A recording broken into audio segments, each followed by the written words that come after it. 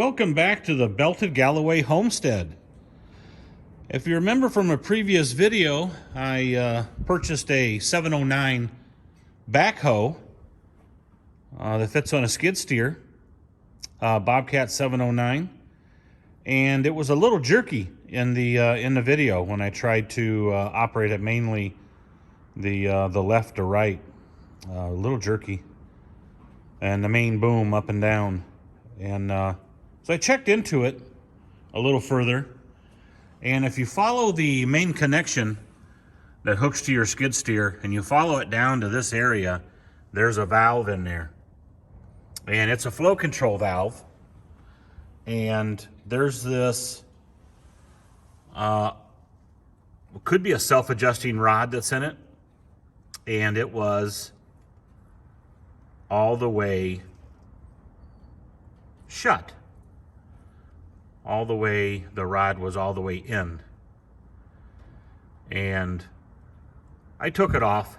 As you can see there, it's just sitting there now. And I turned that black knob right there, and it popped out.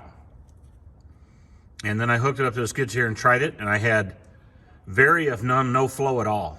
But then I took and pushed it back in, and I had increased flow. So it's definitely has something to do with, it's a flow control valve, I know that for sure, but I don't know if it's a self-adjusting or if it's proportionate. If someone knows, please give me a comment and let me know, but I'm gonna take this valve off and take a look at it and see if I can fix it. Otherwise, it's damaged. You can see the previous owners stuck a freaking fork in there, and I don't know if they damaged that valve or not.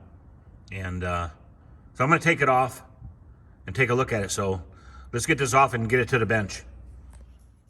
Well, here we are on the bench. I went ahead and left the quick disconnect, the one hose coming in from the skid steer. I left that on. Not too much to drag around with me.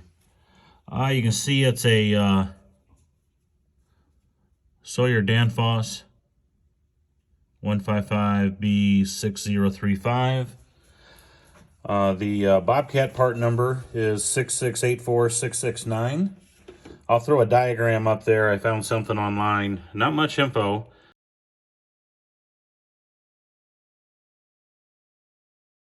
That I can find, but cap comes off. There's I think some springs in here. That's the black knob I was telling you about that popped out.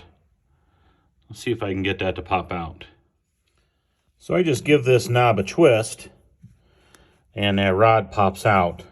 And then also in that diagram I'll throw up here for you, there's also a an orifice, looks like it's going through this rod. So let's get this apart, see if it's dirty, see if I can get this thing to move freely. But again, this is, I found it, this was all the way collapsed in and had full flow. Pops out like this, it has very little flow. And don't know if the thing can actually fluctuate on its own. Again, if you know, please give me some comments, I'd love to know. So we take this off. We got some springs, as we were expecting.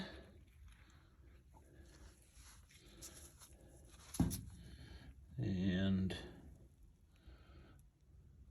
clip ring, a little dirty in there. Should be a seal going around there. So I should take that clip ring off, and then that rod should pull out. No other way to get into this valve. All right, I got the clip off with the trusty pliers. There was a washer underneath that, and then the rod pulled out.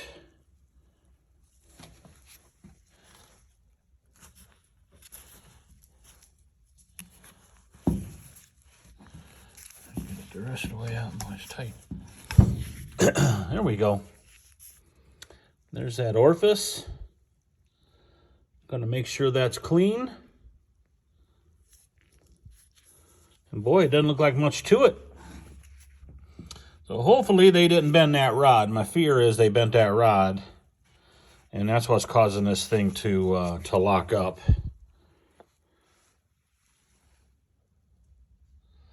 Looks like a seal. Looked like in pretty good shape other than that. Let me clean this thing up. I'll get back to you. So I got an Allen wrench and I took out that orifice just to be sure.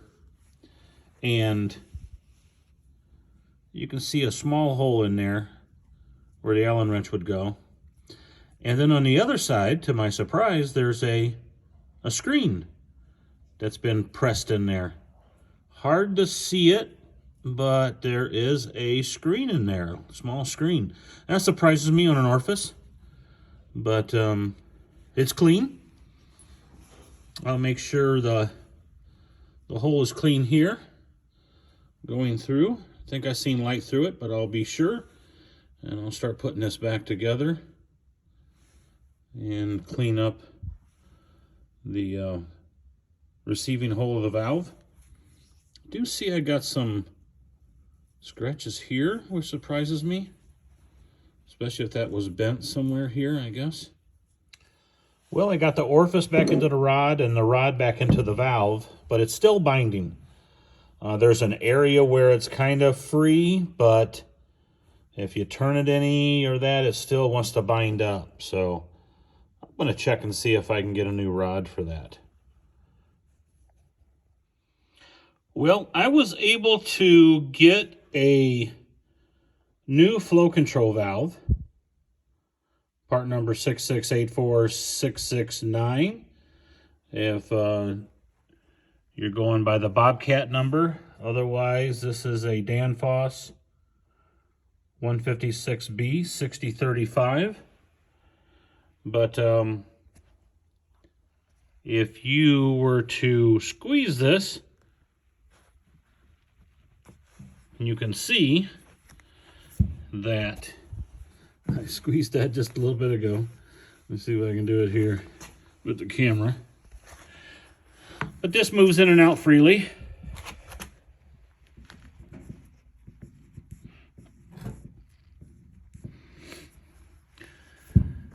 Rod's not sticking like the one in here, so they must have damaged that, must have hit it and bent that.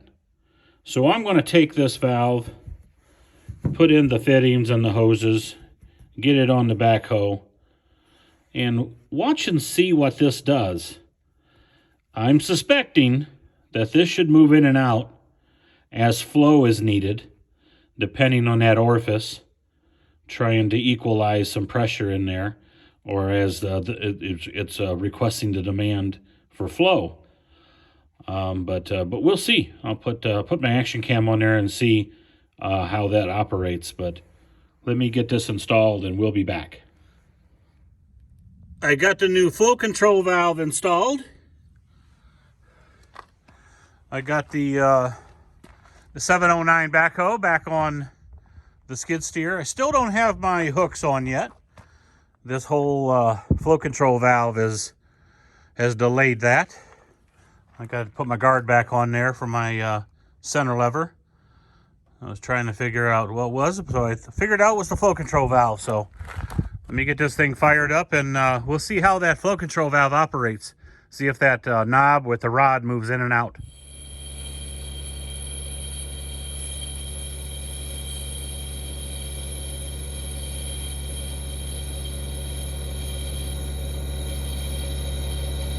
I am operating the 709 backhoe here at this time with the camera down there pointing at the valve. And as you can see, the valve is not actuating any at all. And I don't have any flow to the backhoe because the rod with the black knob is extended out of the valve. So it did not do what I expected.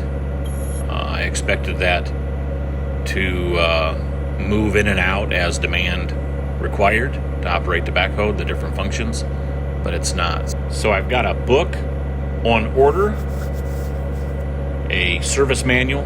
Hopefully it'll have some information on there, but as of right now, I am at a loss. So if anyone out there knows what the problem is with this valve, if this valve should function this way or not, please let me know. Leave a comment. And as always, thanks for watching, and please subscribe.